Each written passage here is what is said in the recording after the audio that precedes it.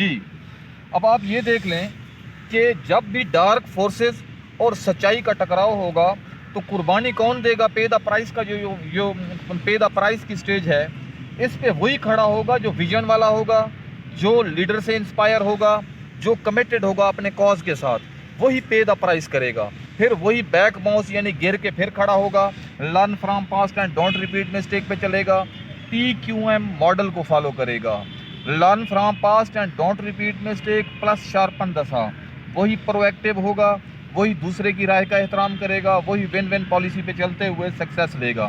اور سکسیس لینے کے بعد کریڈٹ کس کو دے گا؟ اپنی ٹیم کو دے گا، اپنی قوم کو دے گا، اس کے اندر ہمبلنیس ہوگی۔ اس کے مقابلے میں اگر آپ یہ پورا جو پرنسپل بیسڈ اپروچ ہے اس کو جب بھی آپ وائلیٹ کریں گے تو سکسیس آپ سے دور چلی جائے گی۔ اگر آپ کے پاس ویژن نہیں ہے تو آپ جو مرضی ہو جائیں، جتنے مرضی فالوور آپ کے ہو جائیں، آپ چینج نہیں لا سکتے۔ ویژن کے ساتھ آپ کا ٹرسٹ وردی لیڈر ہونا ضروری ہے۔ جیسے ویژن ہے، ویژن کے مطابق آپ کا قول و فعل ہونا چاہیے۔ اگر ایک ایسا شخص جس کا قول و فعل ٹرسٹ وردی لیول پہ نہیں آتا تو وہ سب کچھ ہو سکتا ہے، وہ ٹرانسفارمیشنل لیڈر نہیں ہو سکتا۔ تو ویژن اگر چھوڑ دیں گے آپ پھر بھی کچھ نہیں ہو سکتا آپ کا۔ اگر آپ کا قول و فعل ایک لیول پہ نہیں ہے تو پھر بھی آپ کامیاب نہیں ہو سکتے۔ اس کے ساتھ ساتھ اب کیسے پتہ چلے گا کہ کوئی شخص ویژن والا ہے یا نہیں ہے؟ اس کے لیے آپ نے اس کی ٹیم دیکھنی ہے۔ اس کی ٹیم، اس کے ارد گرد کے اندر بیٹھے ہوئے لوگ اگر ویژن سے میچ نہیں کرتے، میں نے پہلے کہا کہ ویژن انسان کا اپنی ذات کے لیے نہیں ہوتا، اس کی اپنی قوم کے لیے ہوتا ہے۔ وہ خواب جو ہوتا ہے اس سے ہیومن امپاورمنٹ ہوتی ہے، عام آدمی کی زندگی بدلتی ہے۔ اگر اس کی ٹیم میں ایسے لوگ بیٹھے ہیں جو اپنی ذات کے لیے کام کرنے والے لوگ ہیں، ان کی کوئی ریپو نہیں ہے، ان کا کوئی پروفائل امپریسو نہیں ہے، تو بھائی وہ ویژن والے ہیں ہی نہیں۔ اور جب کیا ہوگا، ایک ایسا شخص جو نہ خود ویژن والا ہے، نہ اس کی ویژن والی اپنا کردار ہے، نہ اس کے پاس ٹیم ویژن والی ہے، جب بھی وہ آگے بڑھے گا، جو پے دا پرائز کا سیگمنٹ ہے، یہاں آ کے اس کی ٹیم بکھر جائے گی، بھاگ جائے گی، فیل ہو جائے گی، دوسروں کے ساتھ جڑ جائے گی، یہاں سے سارا کھیل ختم ہو جائے گا۔ بیسیکلی کیا سبق ملتا ہے ہمیں؟ اگر ہم نے چیک کرنا ہے کہ کسی سوسائٹی کے اندر اگر ہم چینج لانا چاہتے ہیں تو فارمولہ وہی پرنسپل اصول یہی ہے کہ ویژن ہو، ویژن کے مطابق لیڈر ہو، اس کے مطابق اس کی ٹیم ہو، پھر یہ سارے پروسیس سے گزرتے ہوئے بطور کمپاؤنڈ ایفیکٹ آپ اپنی منزل پائیں گے۔ ان میں سے ایک چیز بھی سکپ نہیں ہو سکتی۔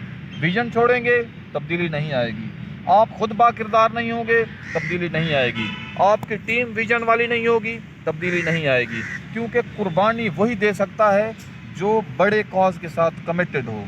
بیسیکلی یہ آج ہم نے جو ڈسکس کیا، جو دنیا کے اندر فرسٹ ورلڈ کنٹریز ہیں اور تھرڈ ورلڈ کنٹریز، ایسے معاشرے جہاں پہ غربت ہے، بے روزگاری ہے، مہنگائی ہے، معاملات ہیں، وہاں پہ بیسیکلی ایک اگر ہم پوائنٹ دیکھیں تو وہ لیڈرشپ کرائسس ہے۔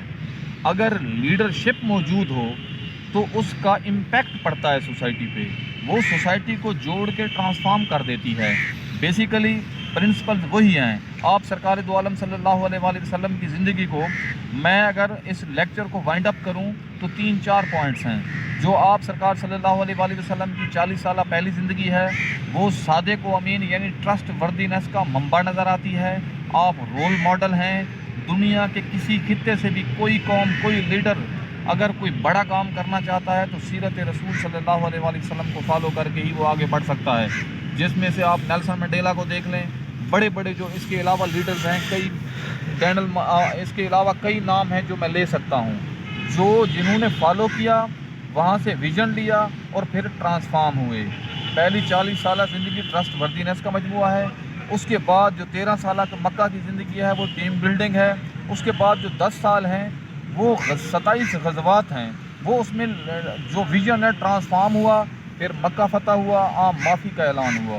بیسیکلی جو سکسیس ہے نا، سکسیس جو آفاقی سکسیس ہے، وہ آپ کو ہمبلنس کی طرف لے جاتی ہے، آپ کو معاف کرنا سکھاتی ہے، آپ کو دوسرے لوگوں کے ساتھ جوڑنا سکھاتی ہے۔ اگر آپ اس کے علاوہ کوئی بھی روڈ میپ، کوئی ماڈل لے آئیں گے، سب کچھ ہو سکتا ہے، کوئی ٹرانسفارمیشن نہیں ہوگی، کوئی چینج نہیں ہوگا، کوئی قسم کا ریولوشن نہیں آئے گا۔ Thank you very much.